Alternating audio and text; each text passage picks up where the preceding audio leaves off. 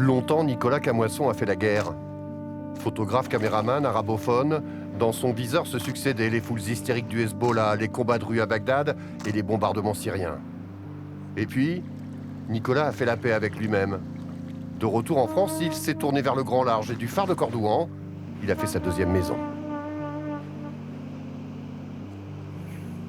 Toucher l'eau, toucher la nature, ouais, ça n'a rien à voir avec tous mes reportages au Moyen-Orient, et ça n'a rien à voir.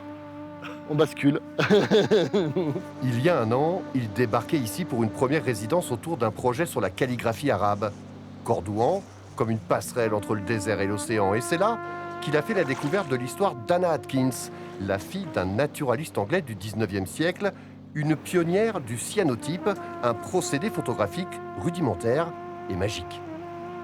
J'étais découvrir un petit peu le travail de Anna Atkins, donc la fameuse océanographe et première photographe féminin, qui a travaillé son premier herbier et alguier sur l'Angleterre.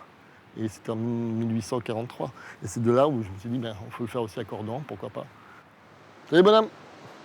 Si certaines algues sont immortalisées dans leur milieu naturel, Nicolas en prélève d'autres pour faire ses propres compositions. Et donc, voilà le cyanotype.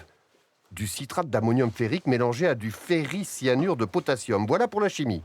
Dans la cuisine du phare, sur un papier neutre et cartonné, Nicolas prépare son papier photo à l'ancienne. C'est l'invention de la photo, quoi. C'est l'invention. Donc c'est vraiment de la base, c'est du papier mat, c'est pas brillant, c'est passé au pinceau, c'est pas homogène parfaitement, c'est vraiment on y va un petit peu comme des bourras. Ensuite, c'est le soleil qui fait le reste, enfin presque. À partir de ces clichés numériques, Nicolas imprime des négatifs sur imprimante. Avec ça, au pied du phare, pas besoin de chambre noire et de lumière rouge. En 4 minutes, l'alchimie se fait à base d'ultraviolet et d'air salin. On va passer au bain, l'eau va faire la révélation plus la fixation. Après, on va rajouter un petit peu d'eau oxygénée pour pouvoir densifier un petit peu les bleus.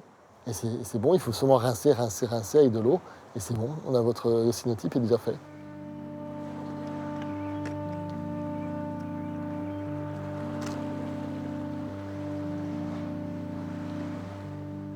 Cette semaine-là, c'est Benoît et Thomas qui accueillaient le photographe. Les gardiens du phare en ont vu des journalistes à l'occasion du classement du monument à l'UNESCO.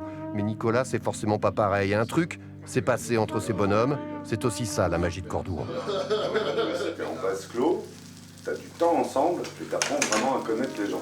Et en vrai, c'est hyper enrichissant. T'imagines, t'es sur ton tas de cailloux, toi, tu bouges pas. C'est les gens intéressants qui viennent à toi. Putain, c'est super, quoi. Ça a été une passerelle. Une grosse passerelle dans ma vie où j'ai vraiment 20-30 ans de Moyen-Orient, de désert, de sable, de zones extrêmement chaudes à partir sur le monde des océans. Donc pour moi, c'est vraiment Cordouan m'a été vraiment cette jonction extrêmement importante dans ma vie.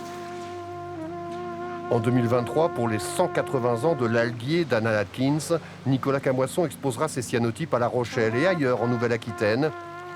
Jamais trop loin de Cordouan, de toute façon.